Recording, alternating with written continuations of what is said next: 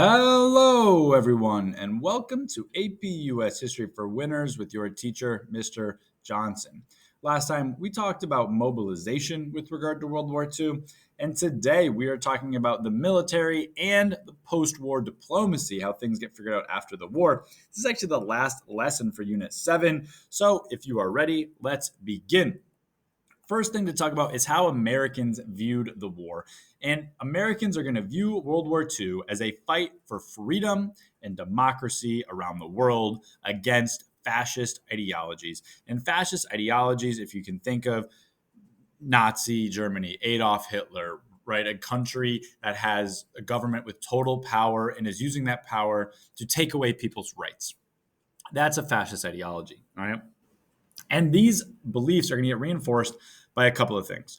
One is the Japanese commit a lot of wartime atrocities, all right? A lot of huge events that look very bad in the public eye committed by Japan. Okay, and this is going to reinforce the idea that this is a fight for freedom and democracy versus fascism. The most famous one that we should be aware of is the Bataan Death March. And so this is where Japan had taken hostage, prisoners of war, about 75,000 Filipino and American troops. And they forced these troops to march about 65 miles to prison camps. And along the way, the treatment of these prisoners of war is awful. Okay. If you've ever seen the movie Unbroken, pictured here on the right, that tells the story a little bit of this event. Okay. And of how Japan treats prisoners of war, which reinforces that top belief. And the last big major event that we should be aware of that reinforces this belief is an event I'm sure we're all aware of, the Holocaust and Nazi concentration camps. This is the death of 11 million people, including 6 million Jewish people all across Europe. Hitler and his Nazi party has the ideology that Jewish people need to be eliminated right by the end. They call this the final solution. Now, it doesn't happen right away. They begin with the Holocaust about stripping Jewish people of their citizenship or making them identify themselves by wearing the Star of David. But eventually, these issues get more and more violent. We have a night called the Night of Kristallnacht, which is the Night of Broken Glass, where people in Germany breaks the stores and windows of Jewish people. You don't need to know all the details of the Holocaust because this is a U.S. history course.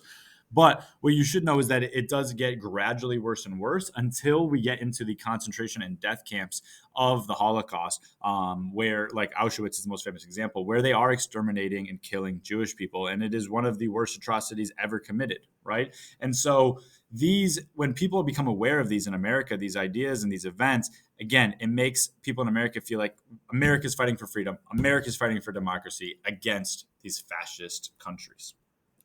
Okay, so let's talk about the military a little bit. How does the United States and its allies, which is mainly going to be Great Britain, and then eventually is going to be the Soviet Union once Germany turns on the Soviet Union, and it's also going to be France, the people in France who are still fighting against Germany, which had taken them over. We're also going to have allies in Australia. We're going to have allies in Canada as well. Okay, so how do they win the war? Well, first is through cooperation between the allies. And again, the main players in this event that we need to know of, it's called the Tehran Conference 1943, is the United States, Britain, and the Soviet Union. And the Tehran Conference is where they discuss their strategy, how they're going to work together to try to defeat Nazi Germany. Okay, just a little bit of background here. I'm not sure if I explained this earlier, but Soviet Union actually starts off on the side of Nazi Germany, but Nazi Germany eventually attacks the Soviet Union, which obviously makes the Soviet Union fight back and become an ally with the United States, even though their ideologies maybe do not get along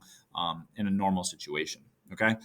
Another reason why the U.S. and its allies win is through the use of superior technology, the fighting of the honorable and brave servicemen and servicewomen, and then some specific campaigns. Like one is called the island hopping strategy in the Pacific. And so this is a campaign come up with, I believe, General Douglas MacArthur in the Pacific, where America is not going to take over every single island that Japan had imperialized in the Pacific, but instead America is going to take over select islands and move forward and only take over islands that have enough resources, enough room for maybe an airfield, and they're going to hop their way island to island all the way to Japan. Okay.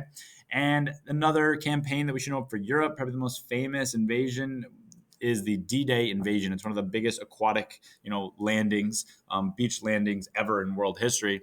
And this is how America gets a foothold in Northern Europe. America and Canada and Britain and a few other countries land their troops in the 4 beaches in northern France all on the same day. There's a very famous scene in this movie on the right, Saving Private Ryan, if you've ever seen that, where about the D-Day invasion. They depict the landing. And so all these troops are landing all at the same time. They're paradropping troops over enemy lines to try to get a foothold in northern France. And it's a successful invasion. And that's what kind of gets America to start pushing Germany back in terms of from northern France.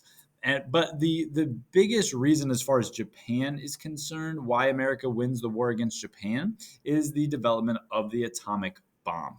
All right. So we really need to make sure we're aware of the development of the atomic bomb and the impact that that's going to play, not only for World War II, but in the future as well. So it's developed in what's called the Manhattan Project, which is in 1942. America basically hears that Germany may be working on their own atomic bomb. And so America tries to develop their own. It's a very secret project where they recruit scientists to try to build one. And then FDR actually dies. Okay, so the president in America for 13 years, he had won an election 4 times, almost all the Great Depression, almost all of World War II. He dies right at the end, and Harry Truman becomes president. And Harry Truman has to decide if he's going to use the atomic bomb, and he's going to debate the morality of the atomic weapons, and is it a good decision to use it? Obviously, it's going to cause mass destruction. Civilians are going to die. As we find out, it's going to cause long-term health effects from radiation. But Truman does decide to use the atomic bomb, and America does use the atomic bomb on 2 Japanese cities, Hiroshima and Nagasaki, in 1945. And the idea for Truman is that this is going to save American lives because America will not have to commit to a ground invasion of Japan. And so that is what officially ends the war after the atomic bomb. Okay, that's going to end the war in Japan. Germany, we beat Germany through with the help of the Soviet Union. Kind of America and its allies are pushing from the west, and the Soviet Union is pushing from the east. All right, so now we're kind of at the end of the war. We're going to talk about the impact of the war. All right, so much of Asia and Europe is in ruins, okay? And so what does that mean is that the United States is not in ruins, right? The only major place where attacks occurred was in Pearl Harbor, but there wasn't a lot of fighting in the United States, okay? So America's going to kind of be left as a really strong nation after this.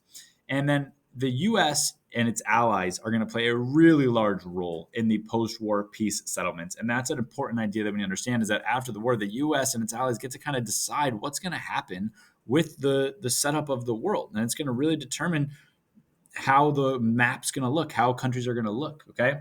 So we have this conference called the Yalta Conference, which is actually before the war's over, and then the Potsdam Conference, okay? And these conferences reorganize Europe and Germany. They reorganize what the map is going to look like. They ensure that there are going to be free elections in Europe, and that because this is before the war is over, they also say that the Soviets are supposed to help the United States fight Japan over in the Pacific theater. But one of the main ideas of the Yalta and Potsdam Conference is that the United States knows that after the war, its biggest rival is going to be the Soviet Union. Okay. And so they want to limit the Soviet power through these conferences. And America's always, even though they're allied with the Soviet Union because they have common enemies right now, they know after the war that there are going to be tension, there's going to be issues. All right. And also after the war, the United Nations gets created, right? And so America actually joins the United Nations. This is similar to the League of Nations. It's the idea of a collective of nations that are going to work together to try to organize peace, maintain peace, and ensure countries are not attacking one another. We still have the United Nations to this day, okay? As far as Germany is concerned, Germany's going to get split up into 4 different zones, and different allies in the Soviet Union are going to take over part of those zones to try to ensure that Germany does not start a world war, because they get blamed for World War I, even though maybe they didn't start World War I. They didn't start World War I, right? But they get blamed for it, and they do start World War II, right? So they're going to split up Germany to make sure that Germany cannot attack or not start another world war, okay? Another event that happens after the war is called the Nuremberg trials in Germany. So these are trials of ex-Nazis. And basically a lot of the Nazi soldiers try to make the argument that they should not be guilty of any crimes that they committed during the war because they were following orders.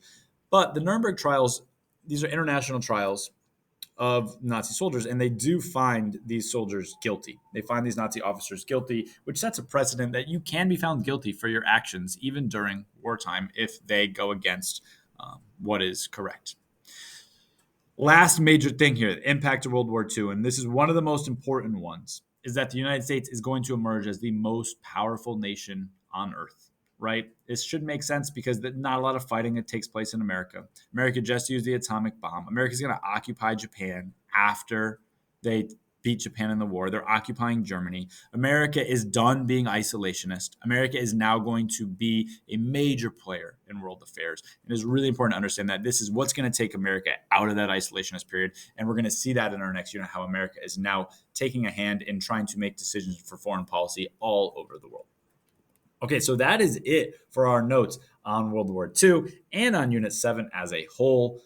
Let's go over our big ideas. Make sure we get these down. It'll help us sum it up. So, number one, how did Americans view World War II? Make sure you can give a specific example of why they viewed it that way. Number two, how were the Allies able to win World War II? Give one specific example about how they were able to. And number three, what was the impact of World War II on America and on America's status in the world? Make sure you can give another specific example. Thank you so much for watching, and I will see you next time.